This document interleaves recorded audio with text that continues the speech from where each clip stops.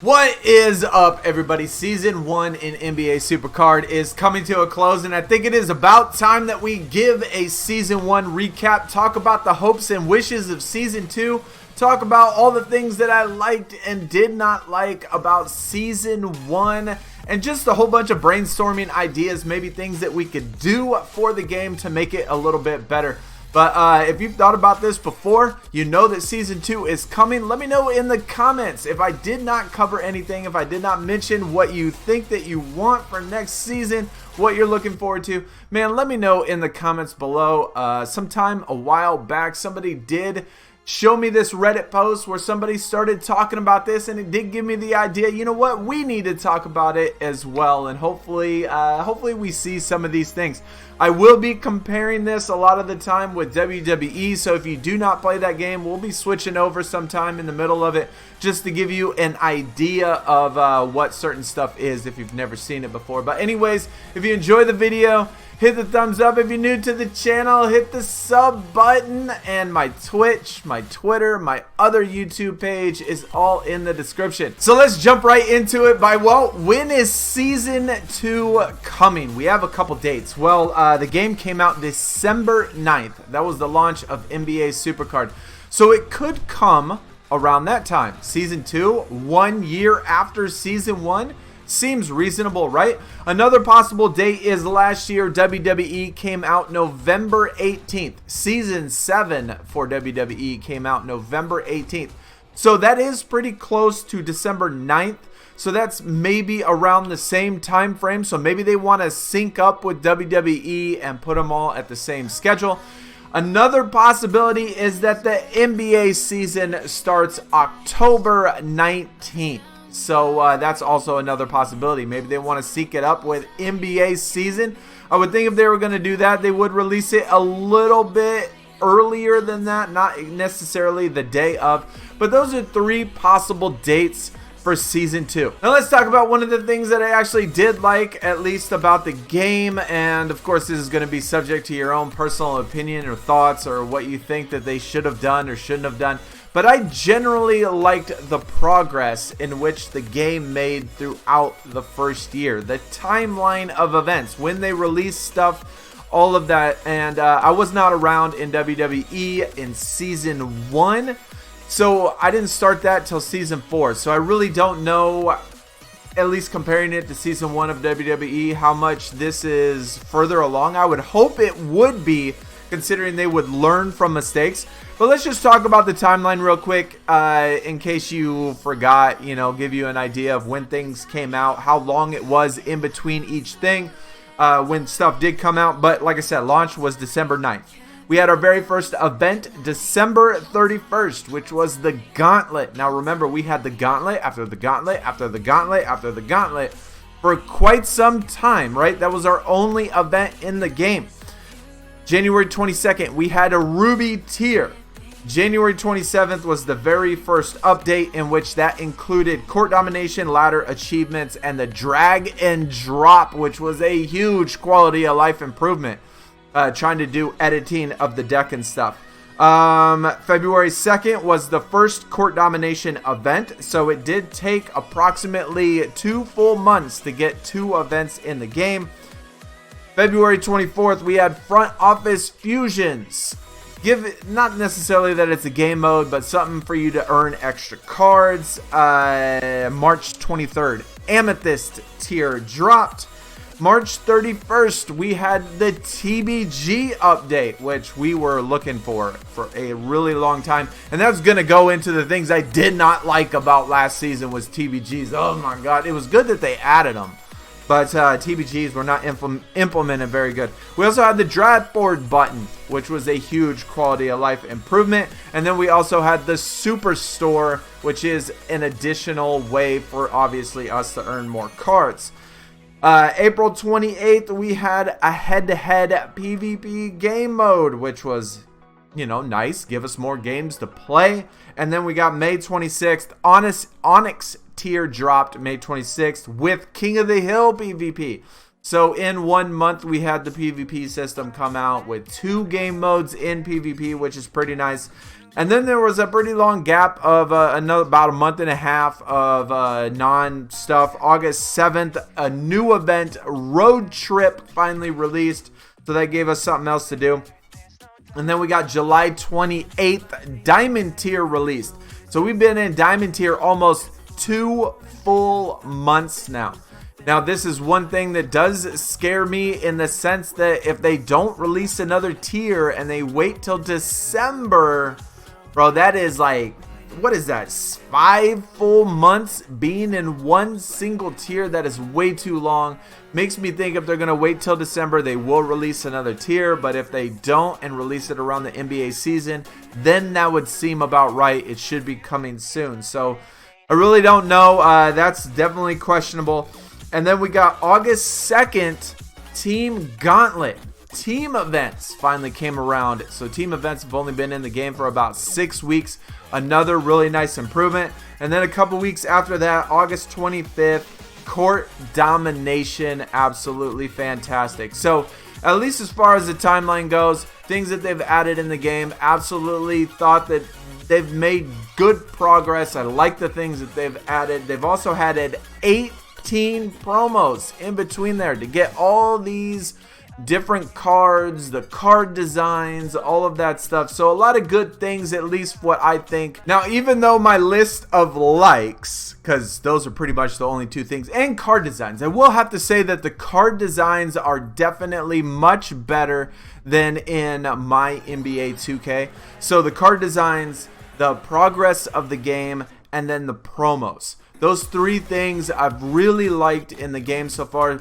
But even though it's only 3 things, I think that's a pretty big chunk of the actual game itself. But unfortunately, the things that I don't like is also a huge chunk of the game. And pretty much my dislikes of the game has been pretty much every event. Every single event in this game has been broken or for multiple events. The way that it's set up is not, I don't believe, is the right way to do it. I don't like how it's set up. Some of the rewards in some of the events have been absolutely awful. So the game itself has a good base, good progress, good card design, good promos, good way for free players to get.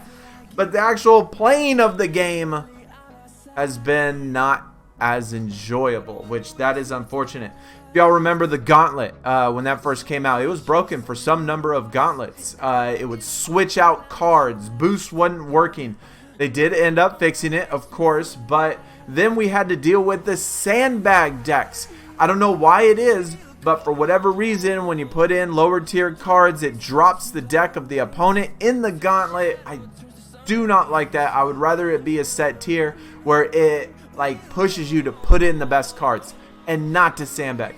Sandbagging in Court Domination, yeah, I understand that. You know, that's completely cool. But sandbagging in the gauntlet just drives me absolutely crazy. I can't stand seeing sandbag decks losing to decks that are 2 tiers below me because they have every single top tier card and just like 3 or 4 bronze cards. Drives me absolutely crazy. The boosts were broken, like I said, in Court Domination. They're very inconsistent. Sometimes it's like 150, sometimes it's 20, sometimes it's... I don't like how Court Domination is set up with the boosts in there. It just, I don't know, it just makes it bad. The rewards on the Road Trip, the very first time the Road Trip came around, they were broken. They gave you bad rewards. Then, of course, we had when Court Domination came out for 2 full weeks. We had the matchmaking glitch where you would not match with the opponent that you were going with, and sometimes you would match with people that are 2 tiers above you. It made Court Domination so frustrating. They did end up getting it fixed, but again, that goes into the thing of like continuous week after week, multiple events being broken, rewards being broken, how it's set up is broken. Even Champions was broken. It was glitched for a long time. Obviously in a good way, somewhat, I guess some people would say. But yeah, a lot of faulty gameplay, which you could kind of chalk that up as being the first year, and maybe it'll be improved. But I don't know. I guess that's definitely one gripe I have. Another huge gripe that I certainly have about this game was TBG. And I feel like TBG is one of those things in which it almost pushes people out from playing the game. The deck balancing for 8, 9, and even 10-man is absolutely awful. There are so many times in this particular case, this is one of my teammates, this was his deck. Ruby tier was the lowest tier in this particular TBG, and it had Ruby, Amy, and Onyx. Now, he got 6 rubies, the 6 of the worst cards that you can get. Female, no tag. He does have 1 tag for the NBA. But to have to try to win because the deck balancing is so bad. This isn't the fault of the player. This isn't the fault of anybody except for deck balancing. I think even in this one it was like a 9-man.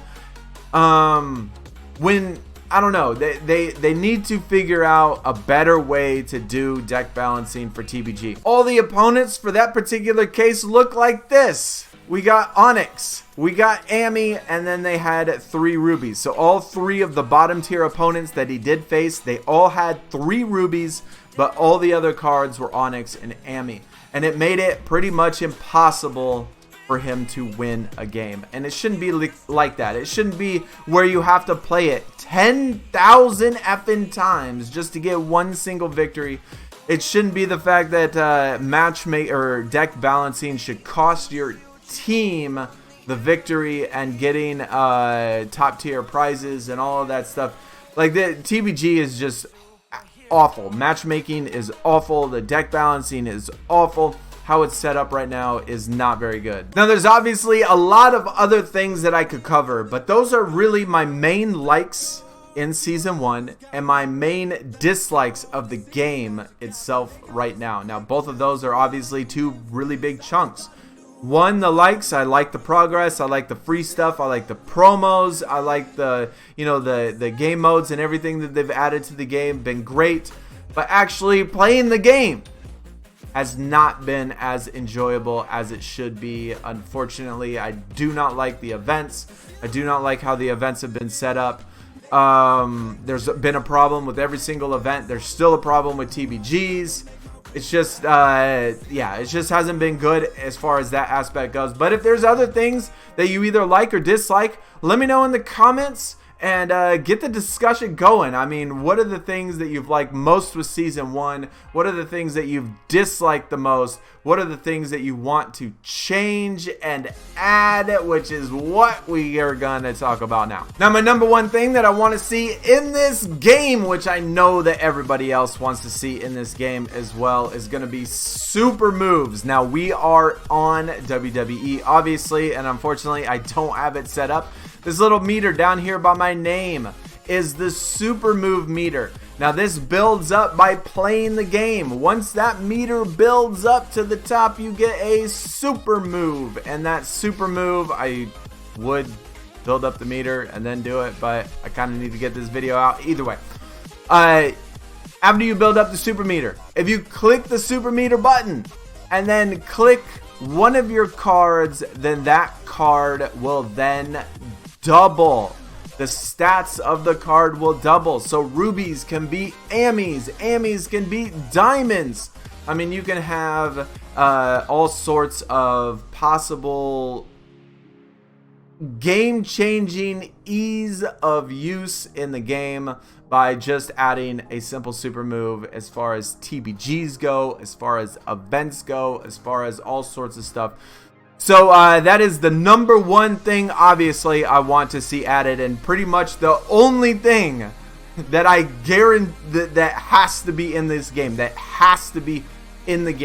is super moves. Now let's just talk about the things that WWE has that NBA does not, and probably a lot of these things we will see in NBA. Some of them even next season, maybe season 3, etc. First thing is dusting. Now, in NBA, you obviously have a draft board, you do picks, and what you get is what you get, right? There's really nothing else to it.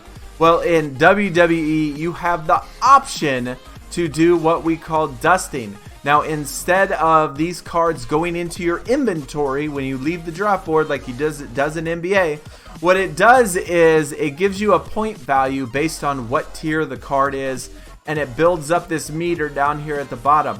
Now, once that meter gets completely full, then you go to the exclusive draft board, which is different than your regular draft board, and you have the opportunity every single pick to pick one of the top 3 cards. So if I was diamond, then every single pick on the draft board would either be a diamond, a onyx, or an amethyst card, every single one. So it just gives players another way for them to get top tier cards. Matches, I would say, is very controversial. I personally like doing the matches in which in WWE, if you play the card in a game mode, it counts as you using that card one time. And if you do that 100 times, if you play a specific card 100 total times, you get an extra bonus stat in each of the stat categories. So like in NBA, if you have a diamond card and you played that card 100 times, then the stats of each stat of that diamond card would then go up a certain percentage if you did all of the matches. I personally like that, and so a lot of people do not. A lot of people don't like doing matches on cards before you pro them and then after you pro them to give them extra stat bonuses. But I personally like it. Another thing that we have in WWE that we do not in the other game is equipment. There are pieces that you add to the card that give them a stat boost. So here is elbow guards. Now, obviously in NBA, we could have like water bottles or headbands or tennis shoes, or, you know, there's a number of things that you can put for equipments, and they could add a certain stat. So this particular one adds power, adds the ability stat, and then another one that's power. So all 3 of these things, kind of like, you can change them, you can rotate, it's kind of luck of the draw, etc. So that's kind of cool. Another thing that they have is what we call techniques. Now, every card has a technique in which it has a certain percentage of adding even more stats to the particular card. Kind of another way to customize them. In this particular one, this rock has Inspire. After the match, 20% chance to increase the stats by 15% the next match. So if this activates the Inspire, then the next card I play will have 15% stats added to it. And just like with the other ones, you can change this. It does cost credits, but it is kind of luck of the draw. Just to see what it has. It has Assist, Reversal, Defend, Inspire. Each card can have different ones. It just depends on what type of card it is, what arrow it is. But just more customization for the card, I think is a good thing. Another thing that WWE has that NBA does not is collection rewards. Now, you collect a certain number of cards or specific cards, and once you collect them, then you get a card of the tier above it. So this is WrestleMania 37. I collected all 6 cards that were in there, and I got a forged card, which is the tier above it. Once I collect all 6 of these forged cards, then it's going to give me a SummerSlam 21, which is the top tier in the game right now. So that's just another way for people to shoot for collections, shoot for, you know, picking out specific cards, trying to find those specific cards, and then getting rewarded for collecting those cards. Now, as far as game modes go, game modes are very, very similar. They're pretty much the exact game modes, but there are a lot of different game modes that are not in NBA right now. We do have Wild, which is quick game. We do have War, which is head-to-head. We do have Royal Rumble, which is King of the Hill. So we do have all of those. We do not have WNBA of that same game mode like it does in WWE. But another PvP game mode that is not in the game right now is called Elimination Chamber. Now it is just a different PvP game mode, which they can very easily add. I personally like this one the most in WWE, so I do hope that this gets added. And then we have Women's Elimination Chamber. So those are all the PvP game modes right now in WWE. So the only one we're missing is Elimination Chamber, the equivalent, I guess, and WNBA if they do decide to do one of those. Money in the Bank, which was very similar to King of the Court. Pretty much the exact same thing as King of the Court in my NBA 2K. That is in the game right now in WWE, which we do not have. This is pretty much the direct, easiest, best method for collecting super coins. You get a lot of super coins, 50 super coins per victory, which is a lot compared to PvP. So that's a game mode that should be added. We have Road to Glory, which is Gauntlet. We have Ring Domination, which is the equivalent of Court Domination. We have Last Man Standing, which is the equivalent of Road Trip. Now, all of those game modes are exactly the same as WWE. So I'm going to, again, suspect that all the rest of them are going to be exactly the same. The ones that we do not have, Giants Unleashed, which is one of my favorite game modes in the game. We have Women's Giants Unleashed, which is not in the game in NBA. We have Clash of Champions. All of these will be equivalent to NBA because everything else has been equivalent. We have War Games. We have Code Breaker. And then we have Women's or WNBA Code Breaker. So there's still a lot of game modes in which solo game modes, not PvP. The only PvP one is Elimination Chamber. All these rest of them are rotating events. So we still have lots in WWE as far as game modes go that we probably will see at least some of them in Season 2. So that's pretty much the Season 1 recap and maybe a outlook on what we could see in Season 2, assuming that it, again, just pretty much mirrors exactly what WWE is. Everything that's been in the game so far has been exactly like WWE. Everything in NBA right now is in WWE. They don't have anything unique, anything different, anything that's not in the game. One of, I guess, the things that I would like to see though is a game mode or is something in NBA that is different. I mean, I play both games, and so playing the exact same thing in both games just with different cards does get old. And so I kind of would like to see them distinguish themselves from WWE in some way, shape, or form. However they do it, that is fine. But anyways, guys, that is going to do it. I've been rambling on a ton. Hopefully you enjoyed the video. Hit the thumbs up. Let me know in the comments of all the things that you want to see, don't want to see, what you liked, what you didn't like, what game modes you're kind of hoping for if you know about WWE and those game modes in there, which ones we could see, because honestly right now I'm going to suspect that everything, they're just going to take the game modes and just convert them, and that's what they're going to do. And hopefully we get some news on Season 2 soon when it does come, whether or not we're getting a new tier or if we're going to wait or when the date's going to be. But either way, though, yeah, that's going to do it. Hopefully we can stream tomorrow. I got to finish this video, get off to work, and so I won't be able to stream today. Hopefully we can do it tomorrow. That's the plan.